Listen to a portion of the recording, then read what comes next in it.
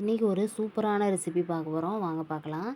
இன்றைக்கி ஆலு பரோட்டா நம்ம செய்ய போகிறோம். ஃபஸ்ட்டு உள்ளே இருக்கிற ஸ்டஃபிங் ரெடி பண்ணுறதுக்காக உருளைக்கிழங்கு நாங்கள் ஒரு 1/2 கேஜி எடுத்துருந்தோம். 1/2 கேஜி நல்லா வாஷ் பண்ணி எடுத்துக்கலாம். எல்லாத்தையுமே நல்லா வாஷ் பண்ணதுக்கப்புறம் ப்ரெஷர் குக்கரில் வச்சு நம்ம வேக வச்சு எடுக்க போகிறோம். ஃபஸ்ட்டு டைம் எங்கள் வீடியோ நீங்கள் பார்க்குறீங்க அப்படின்னா மறக்காமல் ஒரு சப்ஸ்கிரைப் பண்ணிடுங்க. பாருங்கள், ப்ரெஷர் குக்கரில் எவ்வளோ தண்ணி வேணுமோ அவ்வளோ ஆட் பண்ணிவிட்டு 2 இல்ல 4 பீஸாக உருளைக்கிழங்க கட் பண்ணி ஆட் பண்ணிக்கோங்க. பாருங்கள், 2லேருந்து 3 விசில் வச்சு எடுத்தால் போதும். சூப்பராக உருளைக்கிழங்கு வெந்துடும் நம்மளுக்கு.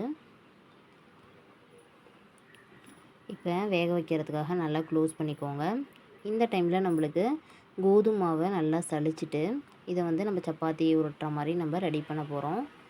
பாருங்கள், சலிக்கிறதுல ஈஸியான மெத்தட் ஒன்று நான் சொல்கிறேன். சல்லடையை தலைகீழாக வச்சுட்டு இது மாதிரி நீங்கள் சலிச்சிங்க அப்படின்னா நம்மளுக்கு பக்கத்தில் ஸ்ப்ரெட் ஆகாமல் மாவு கீழே கொட்டாமல் ஈஸியாக இருக்கும். இதை ட்ரை பண்ணி பாருங்கள். பாருங்கள், சூப்பராக ரெடி ஆகிட்டுருக்கு. ஈஸியான மெத்தடும் கூட. இப்போ நம்மளுக்கு தேவையான அளவுக்கு மாவை சலிச்சு எடுத்துட்டோம். இப்போ தேவையான அளவுக்கு தூளுப்பை ஆட் பண்ணிக்கலாம். தூளுப்பையும் ஆட் பண்ணிவிட்டு கொஞ்சம் கொஞ்சமாக தண்ணியை ஆட் பண்ணிவிட்டு நல்லா மிக்ஸ் பண்ண போகிறோம்.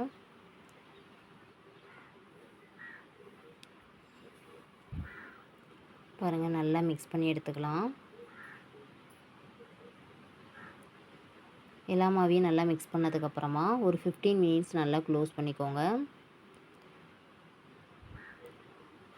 ஓப்பன் பண்ணோம் அப்படின்னா பாருங்கள் எவ்வளோ சாஃப்டாக இருக்குன்னு பாருங்களேன். சூப்பராக நம்மளுக்கு ரெடி ஆயிரும்.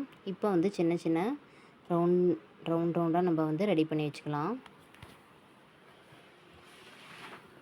எல்லாத்தையுமே ரெடி பண்ணதுக்கப்புறம் இந்த டைமில் நம்மளுக்கு உருளைக்கிழங்கு நம்மளுக்கு வெந்து வந்திருக்கும்.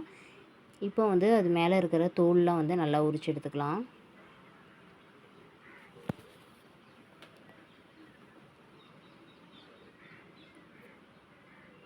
பாருங்கள், உருளைக்கிழங்கு எல்லாத்தையுமே தோல் உரித்ததுக்கப்புறமா எல்லா உருளைக்கிழங்கும் மசிச்சு எடுக்க போகிறோம்.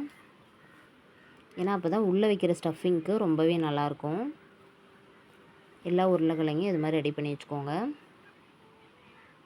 இப்போ ஒரு கடாயில் எண்ணெய் ஊற்றிட்டு எண்ணெய் நல்லா சூடானதுக்கப்புறம் கடுகு போட்டுக்கோங்க. இதுக்கு தேவையான ஆனியன், பச்சை மிளகாய் கட் பண்ணி வச்சுருக்கோம். கடுகு நல்லா பொரிஞ்சதுக்கப்புறம் கட் பண்ணி வச்சுருந்த ஆனியன் ஆட் பண்ணி நல்லா கிளறி விட்டுக்கோங்க. ஆனியன் நல்லா கலர் சேஞ்சஸ் ஆகிற வரையும் வெயிட் பண்ணிவிட்டு நம்ம குட்டி குட்டியாக கட் பண்ணி வச்சுருந்த பச்சை மிளகாய் ஆட் பண்ணிக்கிறோம். ஆட் பண்ணிவிட்டு கருவேப்பிலை, கொத்தமல்லி தழை இருந்துச்சு அப்படின்னா அதையும் ஆட் பண்ணிவிட்டு நல்லா கிளறி விட்டுக்கோங்க. பாருங்கள், நம்ம மசிச்சு வச்சுருந்த உருளைக்கிழங்கு இப்படி தான் இருக்கும். நல்லா மசிச்சுக்கணும். இப்போ ஆட் பண்ணிக்கலாம். இதையும் கிளறி விட்டுட்டு இப்போ தேவையான அளவுக்கு தூளுப்பு ஆட் பண்ணிக்கலாம். ஆட் பண்ணிவிட்டு தேவையான அளவுக்கு தண்ணி கொஞ்சமாக ஆட் பண்ணிக்கோங்க. இப்போ நம்மளுக்கு என்னென்ன தூள் வேணுமோ அதெல்லாமே ஆட் பண்ண போகிறோம். மிளகாத்தூள் ஒரு 1/4 டீஸ்பூன் ஆட் பண்ணிக்கோங்க.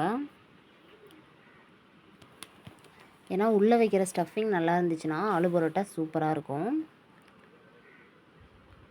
1/4 டீஸ்பூன் மஞ்சள் தூள் ஆட் பண்ணிக்கோங்க. கறி மசால் தூள் ஒரு டீஸ்பூன் ஆட் பண்ணிக்கோங்க. எல்லாத்தையுமே நல்லா கிளறி விட்டுக்கலாம்.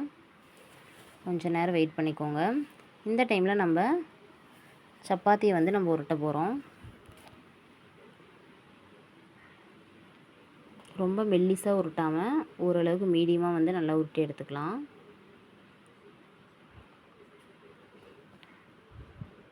பாருங்கள், மாவு ஸ்ப்ரெட் பண்ணி அது மேலே நல்லா உருட்டியாச்சு. இப்போ அது உள்ளே இருக்கிற ஸ்டஃபிங்கை நல்லா இது மாதிரி ஸ்ப்ரெட் பண்ணி விட்டுக்கோங்க.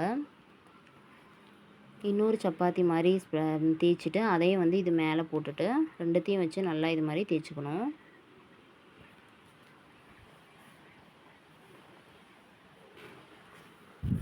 பாருங்கள், இது மாதிரி ரெடி பண்ணி வச்சுக்கோங்க. இப்போ ஒன்று ஒன்றா நம்ம தோசைக்கல்லில் போட்டு எடுக்க போகிறோம்.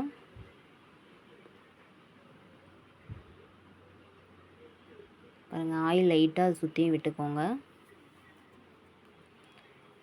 இதே மாதிரி 2 சைடும் நல்லா வெந்ததுக்கப்புறம் எடுத்தோம் அப்படின்னா சூப்பரான ஆலு பரோட்டா நம்மளுக்கு ரெடி ஆயிரும். மறக்காமல் நீங்களும் இதை வீட்டில் ட்ரை பண்ணி பாருங்கள். யார் யாருக்கு ஆலு பரோட்டா பிடிக்கும், இல்லை ஆல்ரெடி நீங்கள் ட்ரை பண்ணியிருந்தீங்கன்னா மறக்காமல் ஒரு லைக் பண்ணிடுங்க. பாருங்கள், பார்க்கறதுக்கு ரொம்ப நல்லாயிருக்கும். இதுக்கு வந்து உருளைக்கிழங்கு ஸ்டஃபிங் ஆல்ரெடியே ரெடி பண்ணி வச்சுருந்தோம். அதில் கொஞ்சம் எடுத்து வச்சுருந்தோம். அதை வச்சு சாப்பிட்டாலும் ரொம்பவே நல்லாயிருக்கும். பாருங்கள், கொஞ்சமாக ஆலு பரோட்டா வந்து எப்படி இருக்குன்னு வந்து காமிக்கிறோம்.